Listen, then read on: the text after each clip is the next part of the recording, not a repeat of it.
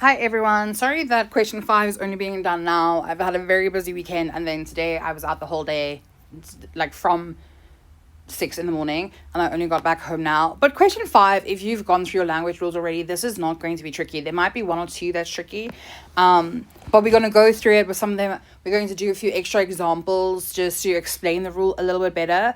But overall, Vraag 5, they give you an article and they're going to give you this picture, and that just means that all the questions are based on this, but it's all language based questions.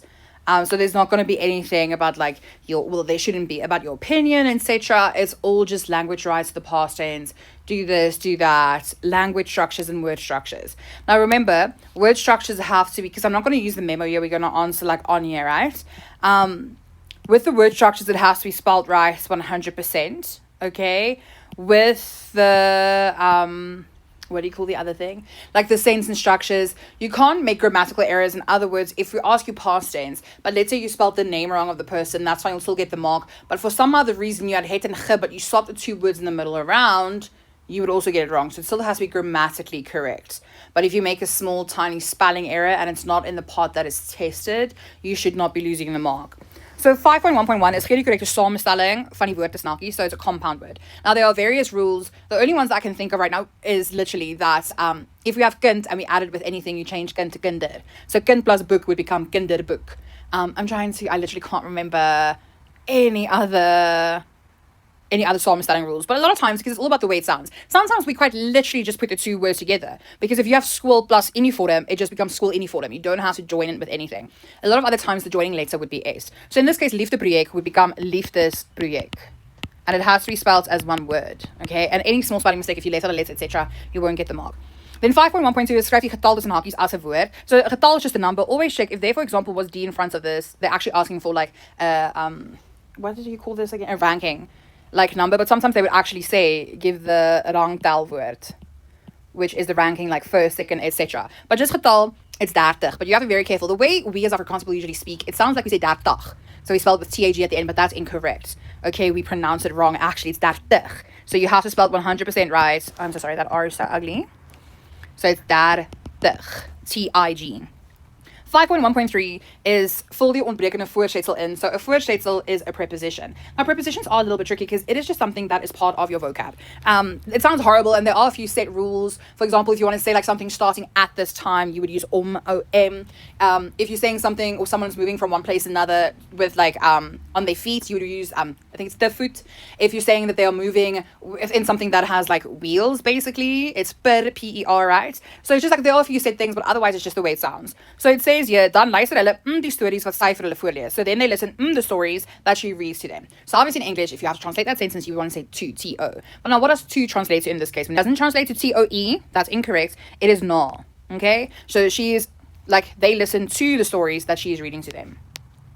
Then 5.1.4, I just put at the bottom so we can do a few extra examples, but it's reported speech. Indirected data is reported speech. And here they added like an extra little thing, and that actually helps you a bit, where they say that has to be in your sentence. So they're actually saying, like, they're giving you the word, like telling you basically what to start your sentence with. Okay, like start the beginning of your sentence with it before the quotation marks and the colon. So I just went down here to say that this is the sentence we have. Tandeka sê, my book club is die enigste leesplek wat die kinders het. So my reading club or book club is the only reading place that these kids have. So this is the general instructions for indirected data.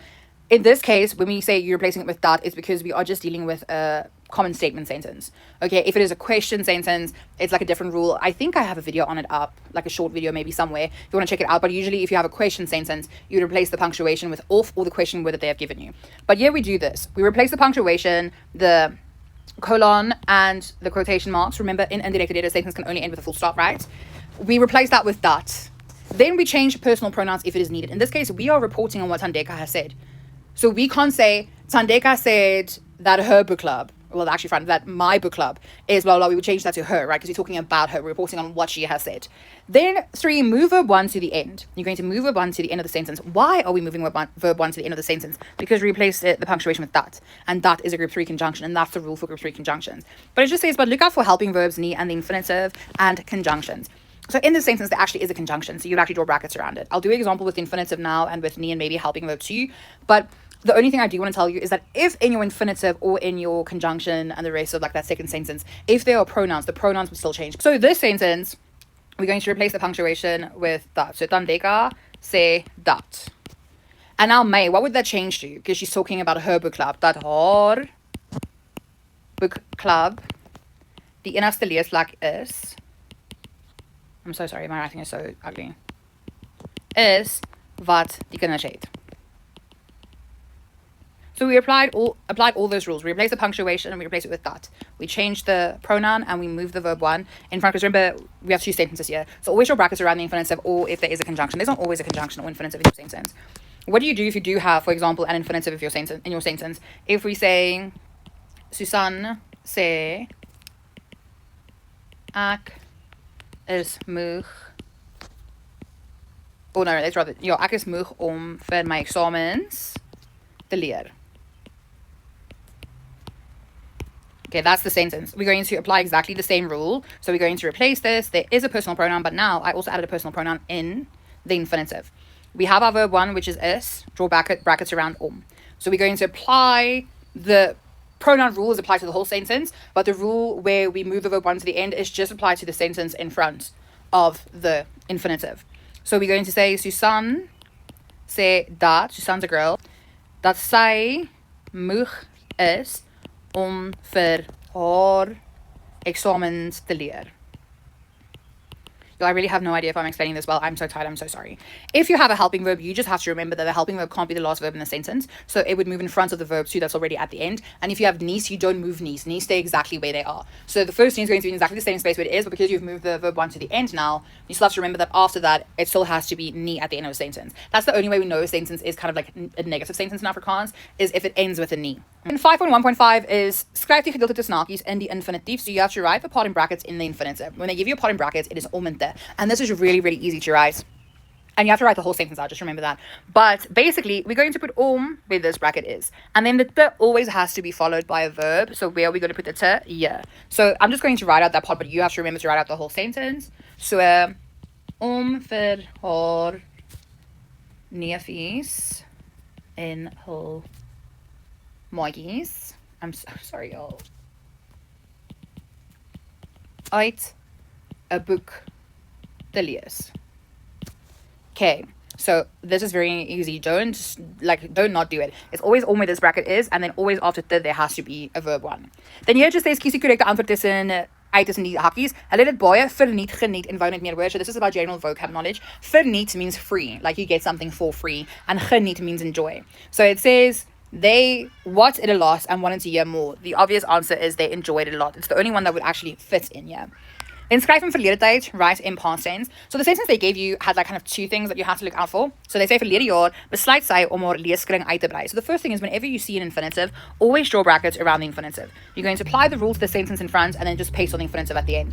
Now, the other thing that you have to be careful of is that they just gave you a word that already has a prefix. And the rule is if a word already has a prefix, you will not add ge to it. You're not going to add, there's not going to be a double prefix. So it then should be, and besides like a normal verb, so verlede jaar, they just thought of the time here, but it's still easy. Verlede jaar het sy besluit, and then blah, blah, blah, blah, the rest of the infinitive. Okay, so always draw brackets around the infinitive. The only thing that can come after the infinitive is nie. Okay, or if it's two sentences, the second sentence with a conjunction. That's it. Nothing else. 5.1.8 was like a little bit tricky because in the memo they actually give like more than one option, but it says combine the sentence with the conjunction in brackets, and then they have the sentence, and then they say aangesien with a capital letter. So I'm going to assume most of us would think then, okay, start the sentence with it, but they also accepted it if you had like the aangesien in the middle. Like if you are starting with a group 3 conjunction, the rule is that the two verb ones, the two sentences meet in the middle separated by a comma, but obviously in the first sentence you'd always look out for things like helping verbs and nie. Okay, and the infinitive actually. Infinitive too. The only group 2 conjunction you can start a sentence with is al. I do have a video somewhere up that goes through the rules. So just like go and look at it. I think it's on as a short. It's on YouTube and on TikTok. Okay. So the rule is, as I said, the two verb ones meet in the middle separated by a comma. You are very lucky. The sentences they gave you, or the first sentence they gave you, there's no infinitive, there's no helping verb, nothing. Okay.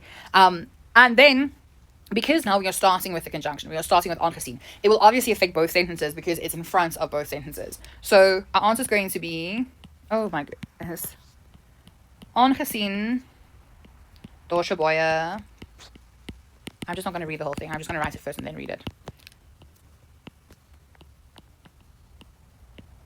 Okay, so aangesien daar so baie kinders gekom het, komma, het sy die bure sit as haar leeskamer ingerig. I'm not gonna, well no, let me just write as haar leeskamer ingerig. Okay, so we have the two verbs in the middle separated by a comma. That comma is there to indicate to us that the second sentence has started. Yeah, as I said, just there is another video that I did on it. Please just go through it. I'm so sorry. I'm really I'm not feeling the best. Then here is lettergrepe. It is syllables. So here you can indicate it in whichever way you kind of want to, as long as it's just very obvious that you have broken it up into syllables. The way we break up syllables is you put your, obviously you can't do this out loud in your examination menu, but you put your like hand under your chin every time your jaw moves and when there's a new syllable. So you can try that, but it becomes bak, steer, n. Okay, baksina bricks. Then here they say give the antonym, the antonym. I don't even know if I spelled antonym right. I really wasn't sure. Okay, you know, English is sometimes a very confusing language. So yeah, they actually gave the kids from last year. They're so lucky they gave them a very easy one. It's either with antonyms you know it or you don't. But if you're not sure, I always tell my classes to put on in front of it because on makes something the opposite. Okay. So here it says veilige. Philippi is a safe space for children or place for children. So how do we make veilige like safe to unsafe? We just add on in front of it, so it becomes onveilige. Then here it says gee die correct Afrikaans for gangs. There's always a question like that, and like again, it's either you know it or you don't. Okay. And in this case, the right word, and remember, I also want to emphasize this, right? They gave it to you in the plural, so your answer should be in the plural. Okay, so gangs in Afrikaans, the right word is benders. But they accepted a few others. They accepted benders, but all of them were plurals. They accepted bendeleder, so gang members. They accepted gangsters too, which that's interesting. And then they accepted torties. Okay, but remember, because they gave you the plural, your answer also has to be in plural. Then 5.1.2 is give the homonym, right? But it's very important. You have to use it in a sentence. A homonym looks exactly the same, man. So you can't just write down the word and be like, yes, I got it. You have to use it in a sentence that shows the opposite meaning of the meaning that they have here.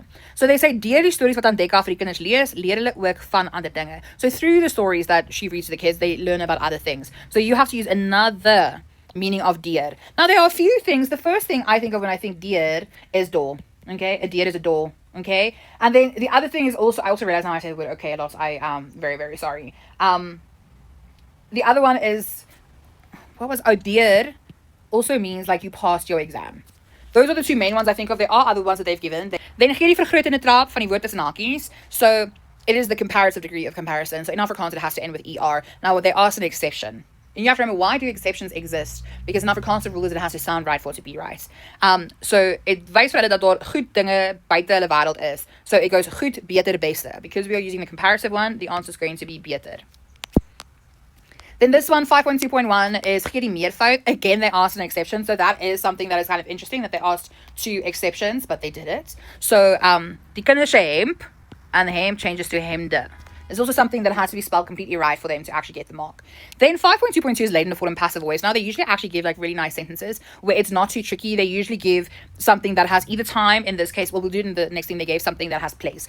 They don't always give manner, but what we are doing with latent form and the passive voice is we are restructuring the Stompi. Like, that's what we are doing. So it becomes autumn spi, basically. You start with the object, verb 1. The verb 1 is the thing that's going to be different for each tense. So always go and underline or circle your verb 1 to see what tense it is in. So in this case, gooi means throw, is present tense. So we are going to use word as our verb 1. But if this verb 1 was het and then gegooi at the end, we would replace the het with is. And if for some other reason they give you a helping verb, you use the helping verb they have given you. You can't change the helping verb to anything else because each helping verb has a different meaning. But then I just made a little thing. Remember, because helping verbs are so weak, you actually add in another verb after geverb.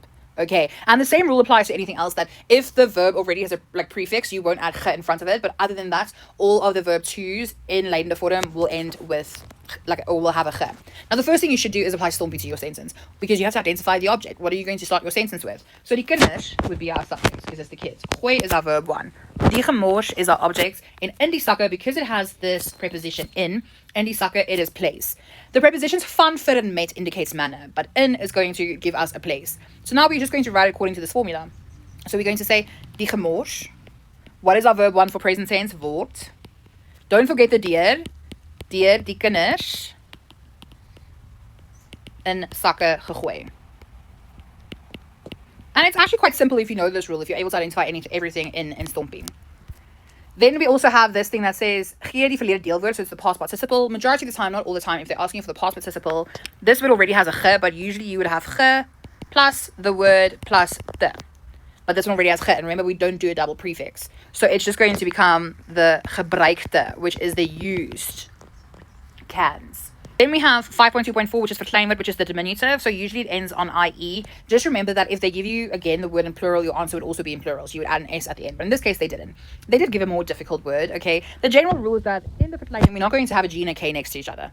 So in this case, we're going to actually replace the G with K-I-E. So it becomes heinenkie. Then 5.2.5, we have ontkenning, the negative. Yeah, what they did, because they like doing this. Be careful for this word al. Al has a thing that it changes to the negative, and it's nog nie. And remember, nog by itself is not negative, it's the nie that makes it negative. So you still just only have two negatives in your sentence. But basically, die kinders is nog nie klaar met die werk nie. Remember, the second nie always has to be at the end of the sentence. Always has to be at the end of the sentence. That's how we know it is a negative sentence. And then here they just said you have to write in the correct word order, so it's Stompi that they are asking of you. But they gave you the beginning. They gave you the subject, and they gave you the verb 1. Now you just have to find out, like, what is the rest of these things in Stompi, okay? So it would be elke Saterdag would be time. Flux would be manner, because it means like they're working really well. And then in die parkie would be place. So what would our answer be? Die twee kinders werk elke Saterdag flux in die parkie. I'm so sorry. So I'm so sorry for the chaos of this video. I hope it does help y'all. A lot of this like language things I have shorter videos on, so please go and watch those. I think it will help you if you're struggling with one rule or so. But just remember, answer everything. Don't leave anything open. You got this.